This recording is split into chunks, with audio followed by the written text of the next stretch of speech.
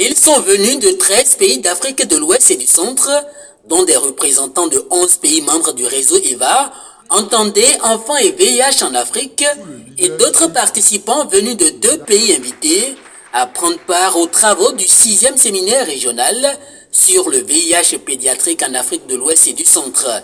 Du 21 au 23 septembre 2022, Cotonou s'honore donc d'abriter pour une deuxième fois les assises de ce séminaire qui réunit environ une centaine d'acteurs de lutte contre le VIH en Afrique autour de la thématique optimisation des traitements antirétroviraux pédiatriques. La faible robustesse des traitements pédiatriques a été un grand handicap dans la prise en charge des enfants. Donc, l'avènement des formulations optimisées nous donne une opportunité pour améliorer cette prise en charge. Optimiser le traitement, oui, mais encore faut-il avoir des enfants à traiter. Dans le monde, 2 enfants sur 5 vivant avec le VIH ne sont pas dépistés et un peu plus de la moitié ont accès au traitement.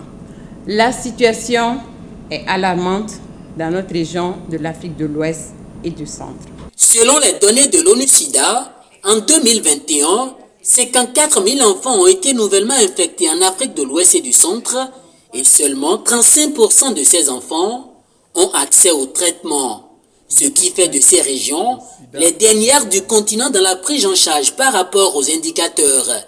Devant ce tableau peu reluisant, des actions énergiques et urgentes s'imposent, d'où cette initiative du réseau EVA, dont l'objectif est d'accroître le dépistage, le traitement et la qualité de vie des enfants vivant avec le VIH. À la fin de ces 3 jours d'activité, qu'est-ce que nous recherchons concrètement?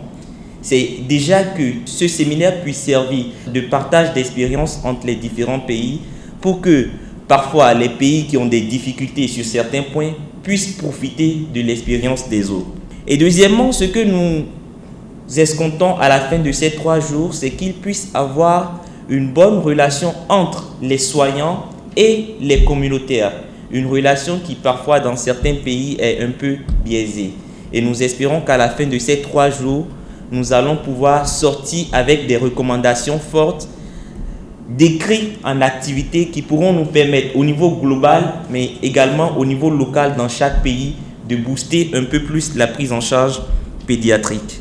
Face aux inégalités non négligeables enregistrées par rapport aux enfants dans la prise en charge du VIH, le représentant du ministre béninois de la Santé, procédant à l'ouverture officielle des travaux du séminaire, a formulé le vœu que ces assises permettent d'approfondir le diagnostic et proposer des solutions efficientes pour infléchir la tendance actuelle. La vulnérabilité et l'innocence des enfants et des adolescents nous amènent à agir avec promptitude pour le diagnostic, la mise sous traitement et le maintien sous traitement pour une meilleure qualité de vie. C'est pourquoi je me réjouis du thème de ce séminaire, optimisation des traitements antirétroviraux pédiatriques, qui aborde principalement le problème de la mise sous traitement dans le contexte du passage au protocole de traitement optimisé. Mesdames et messieurs les participants, je voudrais adresser mes chaleureux remerciements au réseau Enfants et VIH en Afrique pour cette initiative que j'espère perdurera afin d'atteindre les objectifs des 3,95 et aussi pour le choix porté sur mon pays, le Bénin, pour accueillir cet événement. Pour avoir choisi comme cible l'enfant, le réseau EVA mène plusieurs actions pour le bien-être de cette couche sur le continent africain, notamment dans la lutte contre le VIH. Dans beaucoup de pays en Europe et choses là, le VIH n'est plus un problème. Le VIH de l'enfant, parce que la femme qui est infectée par le VIH peut avoir un enfant qui n'est pas infecté. Ce n'est plus leur problème. C'est en Afrique que le problème persiste encore. Et nous devons aller de l'avant, donc profiter de tous les progrès techniques qui sont là pour arriver à ce même résultat, pour qu'aucun enfant ne soit infecté. 0 infection, c'est l'objectif qu'on vise. maintenant, s'ils sont infectés, qu'ils ne meurent pas et qu'ils vivent normalement comme tout enfant.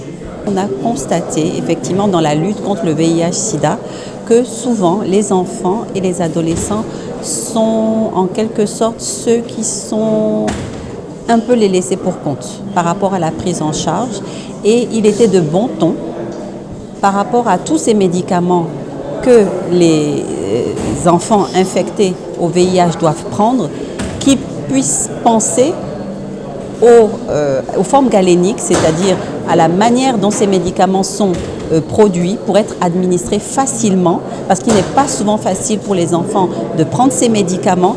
Donc il faut tenir compte de la forme galénique, à savoir la présentation de ces médicaments, à savoir les suspensions buvables, les comprimés dispersibles, tout ce qui est fait de telle manière que les enfants puissent assimiler beaucoup plus facilement ces médicaments-là. Le réseau Enfants et VIH en Afrique est un creuset qui rassemble les acteurs de la prise en charge du VIH dans 11 pays de l'Afrique de l'Ouest et du Centre, dont l'objectif est de relever les défis de la prise en charge pédiatrique à travers l'identification, le diagnostic, la mise sous traitement et le maintien des enfants sous traitement.